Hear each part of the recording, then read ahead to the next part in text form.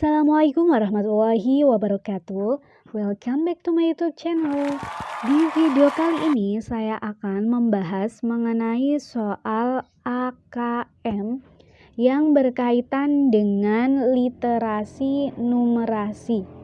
Nah, jadi di tahun 2021 nanti ujian nasional itu diganti dengan yang namanya AKM atau Assessment Kompetensi Minimum.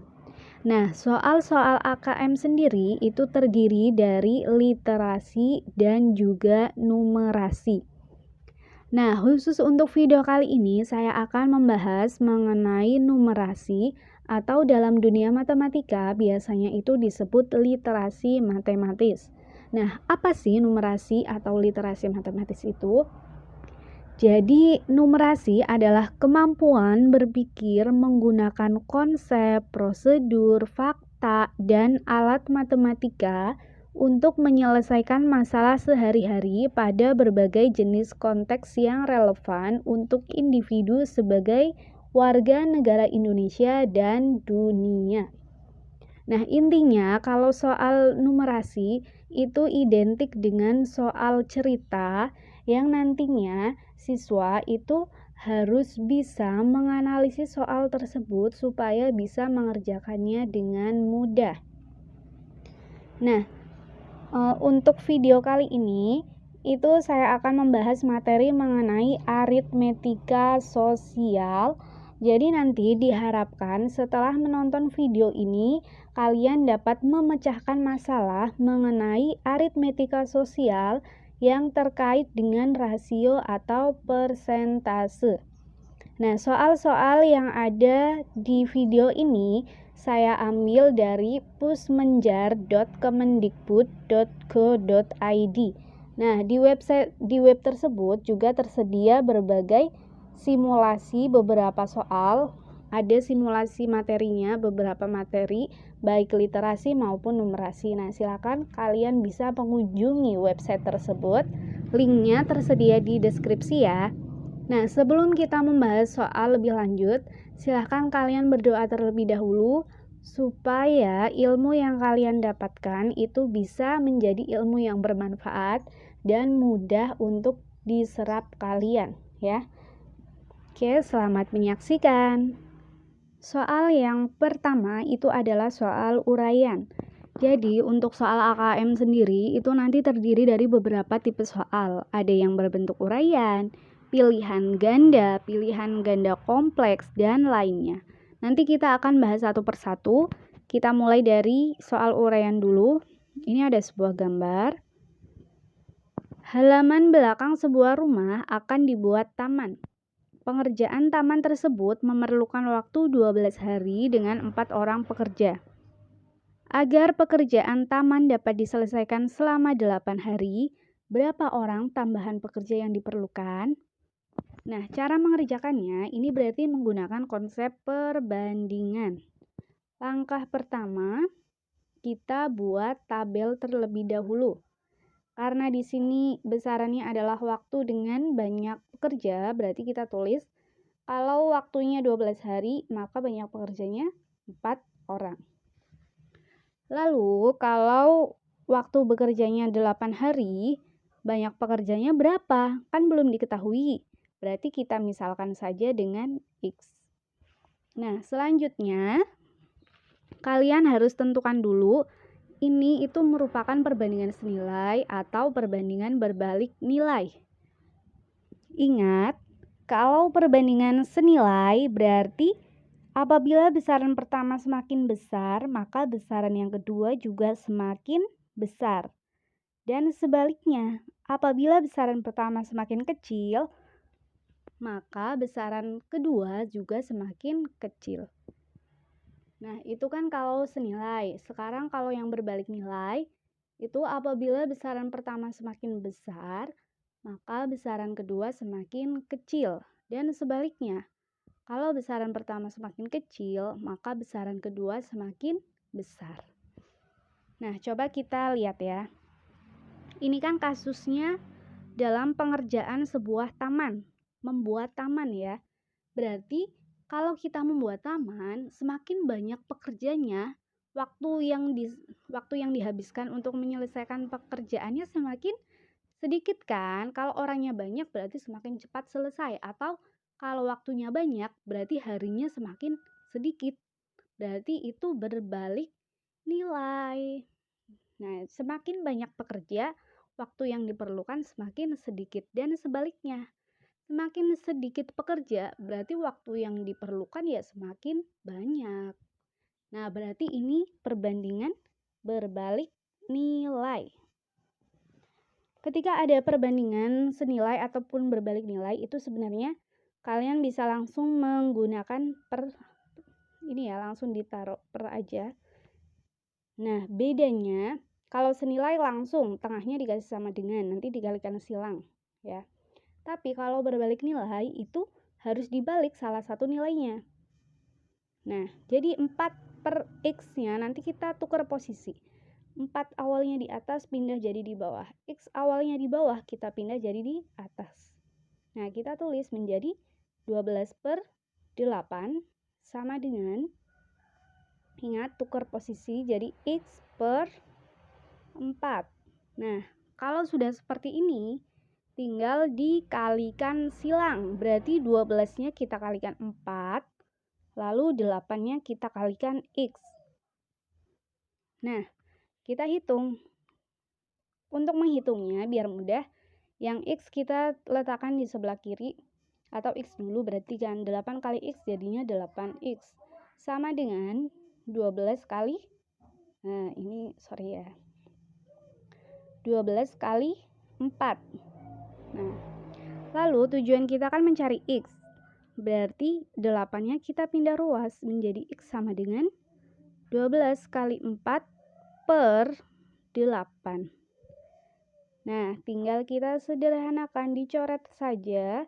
Berarti tersisa 2. Nah, 12 bagi 2 hasilnya adalah 6. Jadi, ketika waktunya 8 hari, banyak pekerjanya adalah 6 orang. Nah, yang ditanyakan bukan banyak pekerjanya, melainkan tambahan pekerja. Jadi, awalnya yang bekerja itu kan 4 orang, sekarang menjadi 6.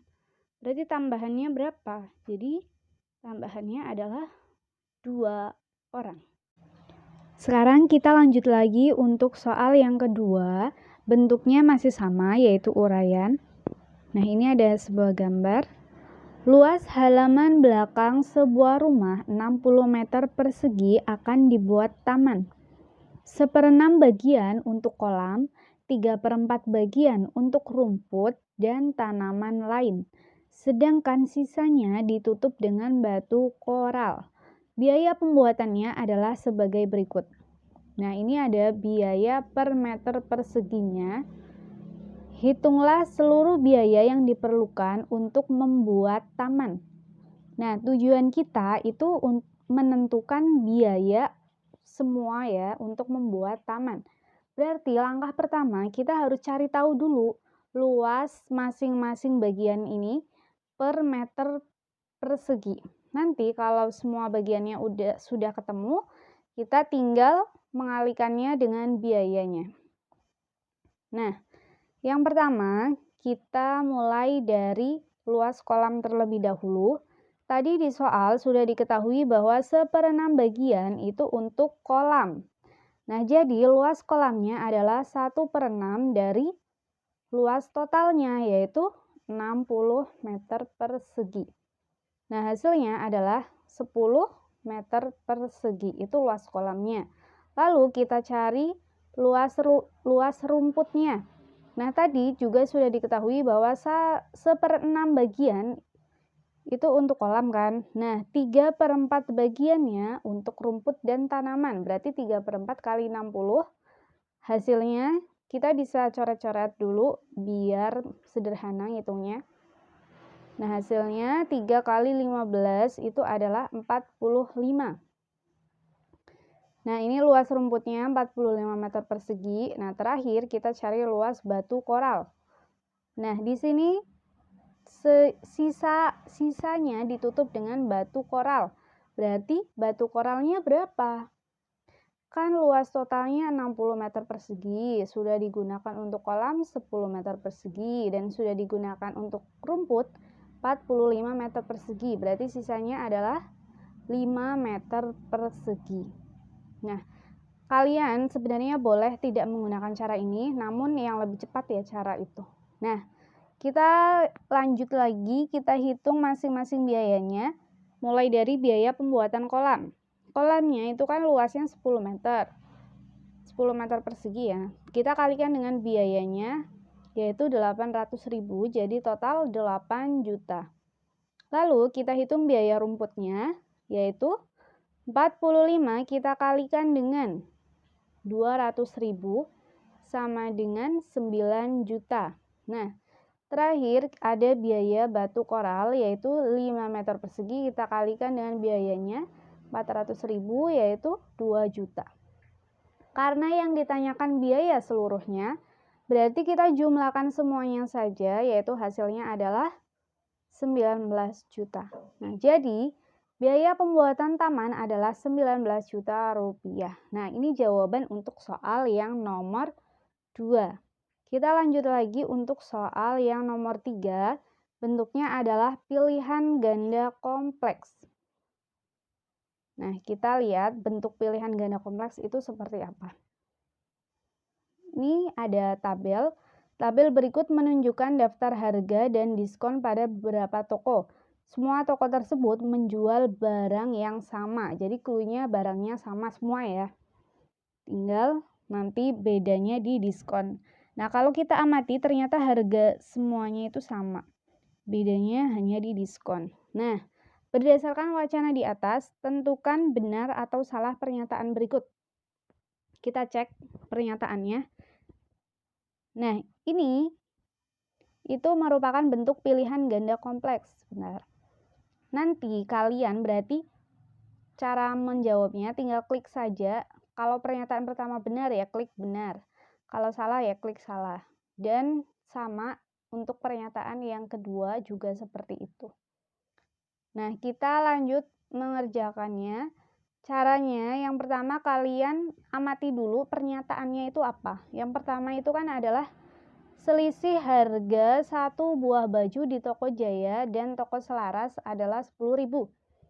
Nah, berarti supaya kita tahu ini pernyataannya benar atau salah, kita harus membuktikannya terlebih dahulu. Benar nggak sih selisihnya 10.000? Nah, supaya kita bisa tahu selisihnya, berarti kita harus tahu dulu harga di toko Jaya dengan toko Selaras itu berapa. Nah, setelah itu baru dicari selisihnya. Kita mulai dari toko Jaya. Untuk baju itu diskon 25%. Nah, harganya adalah ini seperti ini. Harganya adalah 80.000. Jadi kita cari dulu besar diskon bajunya. 25% kita kalikan dengan harganya, yaitu 80.000. Jadi untuk mencari diskon, ingat persentasenya kita kalikan dengan harga awal. Itu besar diskonnya. Nanti ini kita hitung dulu, nolnya bisa kita coret sama dengan 20.000. Nah, setelah kita cari tahu besar diskonnya, tinggal kita cari harga satu baju setelah diskon atau harga yang harus kita bayar. Awalnya harga bajunya adalah 80.000, kita kurangi dengan diskonnya yaitu 20.000. Hasilnya adalah 60.000. Nah, inilah harga satu baju di toko Jaya.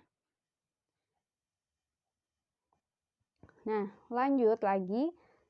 Selanjutnya adalah toko Selaras. Diskon bajunya 15%, harganya 80.000. Berarti besar diskon bajunya adalah 15% kali 80.000. Nolnya bisa kita coret dan hasilnya ketemu 12.000. Lalu harga satu bajunya adalah 80.000 kita kurangkan dengan 12.000. Hasilnya adalah 68.000. Jadi harga satu baju di toko Selaras adalah 68.000. Nah, sekarang kita tinggal lihat. Tadi pernyataannya adalah selisih kan? Berarti kita cari selisihnya. 60.000 dengan 68.000, berarti selisihnya kita kurangkan yang besar dikurangi yang kecil, yaitu hasilnya adalah 8.000. Nah, padahal kalau berdasarkan pernyataan selisihnya adalah 10.000, sedangkan setelah kita buktikan selisihnya adalah 8.000. Jadi pernyataannya benar atau salah? Nah, iya, pernyataannya adalah salah. Kita lanjut untuk pernyataan yang kedua. Harga paling mahal untuk satu buah celana di toko adalah di toko Bagus Fashion. Nah, supaya kita bisa tahu mana yang paling mahal, berarti kita harus tahu dulu kan harga masing-masing di setiap toko berapa. Berarti langkah pertama, kita cari tahu dulu harga celananya. Mulai dari yang paling atas yaitu di Toko Jaya. Toko Jaya diskonnya adalah 10% dengan harga celananya 100.000. Berarti besar diskon celananya adalah 10%, kita kalikan dengan 100.000. Nolnya bisa kita coret. Nah, hasilnya ketemu 10.000. Jadi diskon 10.000, jadi harga satu celananya adalah 100.000 dikurangi 10.000, total sama dengan 90.000. Nah, ini harga celana di Toko Jaya. Kita lanjut lagi ke Toko Andini Busana. Nah, diskon celananya adalah 15% dengan harga celananya 100.000. Jadi, besar diskon celananya adalah 15%, kalikan dengan 100.000, nolnya kita coret. Nah, ketemunya 15.000. Kita tinggal hitung harga satu celananya, berarti adalah 100.000 dikurangi 15.000 sama dengan 85.000. Nah, ini untuk harga celana di Toko Andini Busana. Kita lanjut menuju ke Toko Selaras.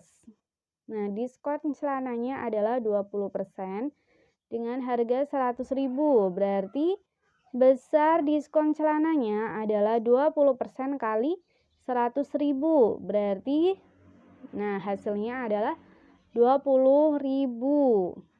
Nah, harga satu celananya itu 100.000, kita kurangkan 20.000, ketemu 80.000. Jadi harga celana di Toko Selaras adalah 80.000.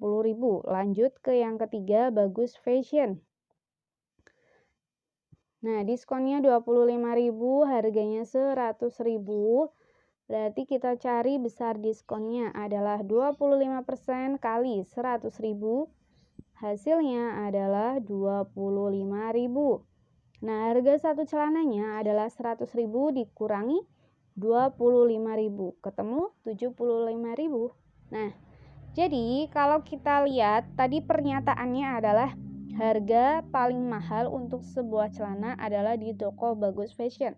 Kita lihat harganya, mana yang paling mahal? Nah, kalau kita lihat yang paling mahal adalah ini 90.000, yaitu ada di Toko Jaya. Berarti pernyataan yang kedua ternyata bernilai salah jadinya. Nah, sebenarnya selain menggunakan cara ini kan terlalu panjang ya. Ada juga cara yang lebih cepat. Tapi ini berlaku jika semua harga sama. Bentar, kebetulan di sini kan harga celananya semua sama kan. Nah, karena semua sama berarti berarti kita langsung lihat saja diskonnya. Kalau diskonnya yang paling besar berarti harganya yang paling murah kan. Karena ini yang ditanyakan adalah yang paling mahal, berarti kita cari yang diskonnya paling kecil. Nah, diskonnya paling kecil yang mana? Nah, kan yang ini, Toko Jaya. Berarti harusnya yang paling mahal adalah yang Toko Jaya. Nah, itu cara mengerjakan untuk soal nomor 3. Demikian video pembelajaran kali ini. Jangan lupa kalian klik like, comment, and subscribe. Nah, nantikan terus videoku yang selanjutnya karena masih ada video kelanjutan dari yang ini, yaitu yang part 2. Terima kasih. Wassalamualaikum warahmatullahi wabarakatuh.